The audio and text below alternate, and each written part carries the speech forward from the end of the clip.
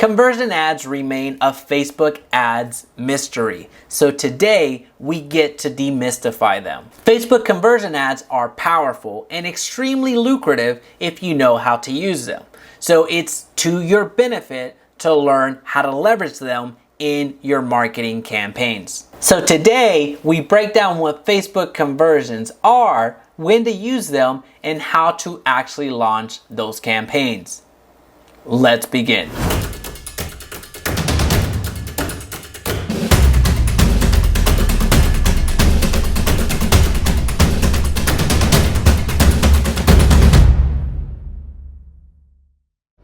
Hey, it's Jaime. If we're just meeting, welcome to the channel that brings actionable content to grow your business through online marketing. So if that sounds beneficial, consider subscribing. So let's look at what a Facebook conversion actually is. A Facebook conversion is a type of campaign that encourages your audience to take action and then optimizes for that action.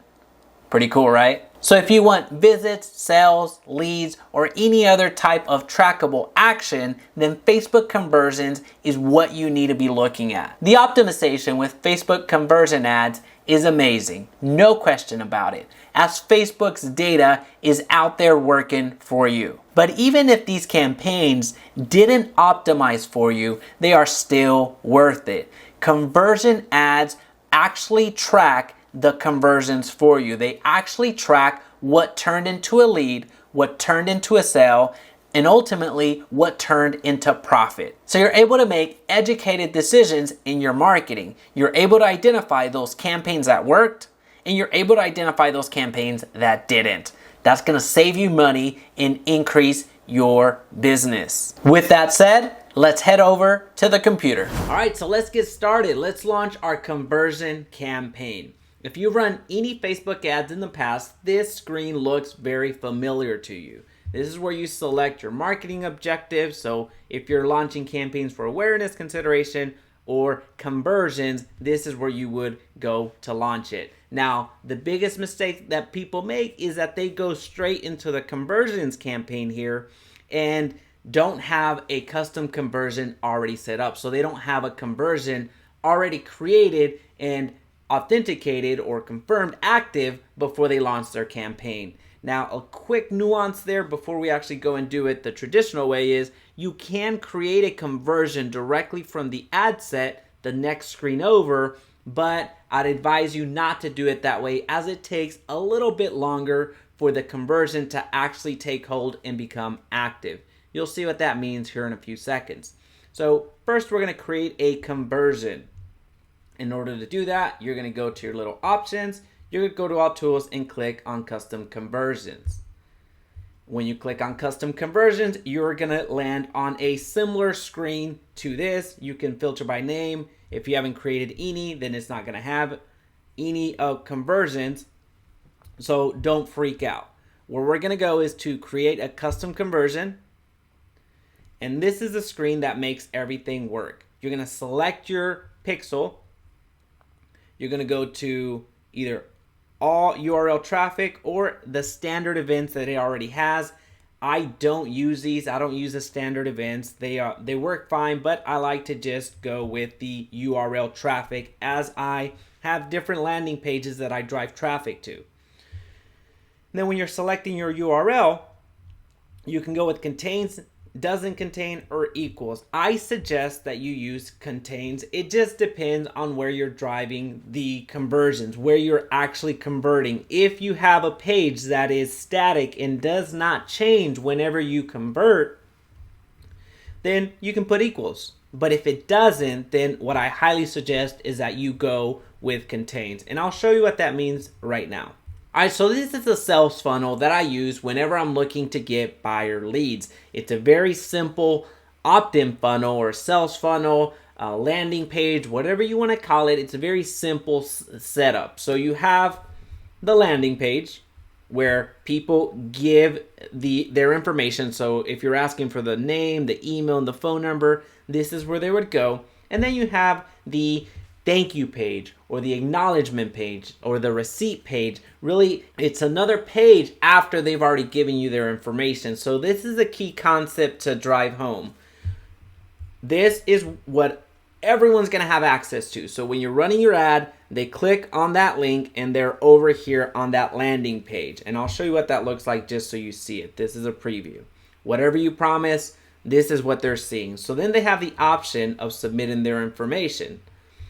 And when they submit their information, they are met with the thank you screen. So the thank you page.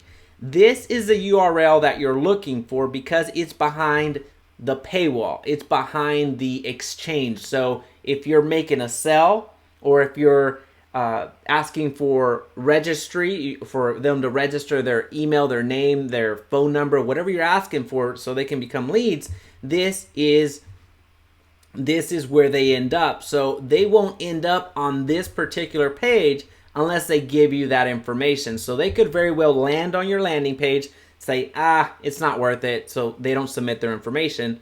So that's done. They never submitted their information, and then they went to the thank you page. So those people don't become conversions. The people that actually converted are gonna see this link right here. So this is when you go, you copy that, you go back to your conversions, you leave it with contains, and there you go. You've set up the website event, you set up the conversion that you're trying to measure for. So then buyer opt-in conversion. You can select the category if you so choose. I like to do with leads. And if you have a value attributed to that, so if you know your cart value, if you're selling products, or you know roughly what your conversion value per lead is, you would inject it here. But it's also perfectly acceptable for you to leave it blank, which I will right now. All right, so your custom conversion has been set up. This is step one.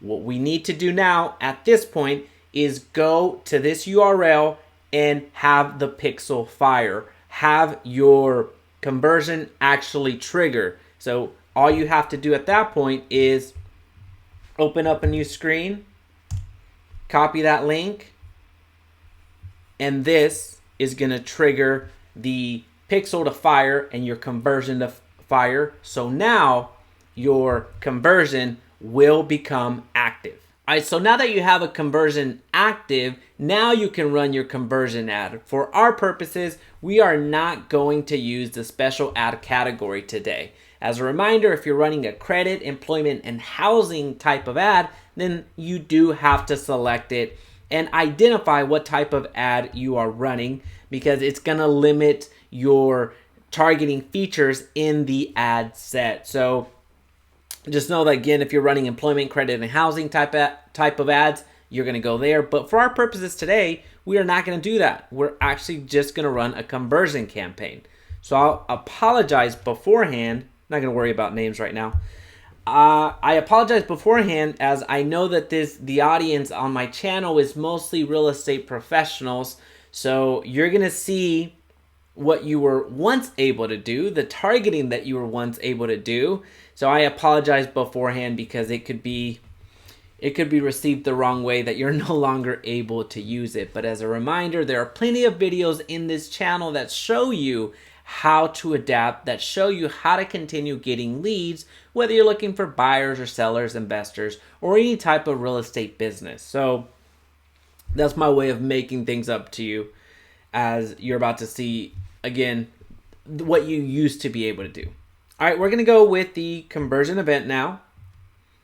This is where you highlight it, and we're going to select the one that we just did, buyer opt-in conversions. The reason it had two events was because I opened incognito windows and made sure that the pixel fired and I had a running, working conversion. We're not going to worry about that. Cost control, we're not going to worry about that, as we don't know what we're even marketing at this point. So our budget, we're going to leave it at $20. Dynamic creative, provide individual assets like images, headlines, and blah, blah, blah. So the dynamic creative, you're creating some additional headlines, uploading additional images, and Facebook is going to start serving them as it sees fit to optimize for your campaign. So it's a cool type of campaign. It's a cool ad set to run. So you should certainly split test it and see how it works in your market. All right, let's go with the audiences. Since you're not running a special ad category, you still have all of your options. You have the ability of doing custom audiences, saved audiences, and lookalike audiences. So you have everything at your fingertips. And for our purposes today, I guess we'll just sell wallets. We'll advertise wallets just so you get a good sense of what the conversions can do for you. All right, we are going to advertise wallets in the United States. People who live in this location, we're going to go with men. The age is fine. And then as far as detailed targeting, let's see if we have anything related to wallets. We have wallet as an interest. We have Google Wallet. We have online wallet, Wallet Hub, digital wallet. So let's just select wallet. What type of audience do we have? It's quite a bit. And let's mess around with the ages real quick. 64, that's still a large. Let's do this. Let's narrow the audience. Let's make sure that they are wallet enthusiasts. Let's just go with online wallet. See what that reduces it. It reduces it substantially, so it's 200,000. That is fine. We're going to keep going. We're going to edit our placements. And we are going to do only Facebook and only Instagram. We're not going to worry about these right here. We're just going to go with the feeds and the stories. All right. And then these are just disclaimers. Ad marketplace, you're going to get more results. Do automatic placements because you're going to get more results. In reality, you're just going to spend more. I can't put it any better than that. You're just going to spend more. So you're going to spend more and you're going to reach more. But at the end of the day, you're going to be spending more. Yes, the reach is larger, but it comes with caveats. All right, we're going to go to continue. Your Facebook page. You can connect an Instagram account if you would like. You don't have to do that. You can actually run an Instagram ad without having a Instagram account. So you are good to go. We won't connect it. And then something like this, although we're not going to go through all of the ad creative right now, as I just created the offer, the wallet, out of nothing as we were going. So a wallet, something physical, something tangible like that, a product, I do suggest that you go with either carousel or do a collection, something that's going to display the product that you're selling. So in our example, let's just say it was a top of the line wallet. So just show it in different capacities, whether that's somebody receiving it as a gift, somebody using it as they're paying, or just displaying what the actual wallet looks like. And then you would select the images individually, create your headline, a description, and then provide the URL. It can all say the same thing. You don't have to individualize every single one, but you can certainly parse it out, add additional images and videos depending on how much you want to display in every single ad, which if you're looking for a slideshow or video, you can do that here. Just keep the video specifications in mind as you create your promotion. So what I always tell people before they go and spend hundreds and thousands of dollars on some sort of production, read your specifications, because you want to make sure that whatever you're recording, whatever you are creating will actually be able to be used in your campaign. So as you see right here, the Instagram stories is up to 2 minutes, so 120 seconds. And there are some other specifications that you need to be aware of. So before you spend thousands of dollars on producing something, make sure that you are able to run ads to it. So just keep that in mind. And then when you go from automatically show the best performing cards first, yes, 100%. That one has saved me so much time and money. Add a card at the end with your page profile picture. that I usually take off, but that one's gonna be up to you. And add a map card showing your nearest business location. So if you're in an online store, that's not gonna make too much sense. You're gonna put your ad here, ad copy here. You're gonna type in your URL here. I'm just gonna put my website. Make sure that your pixel is on, and it's giving me an error.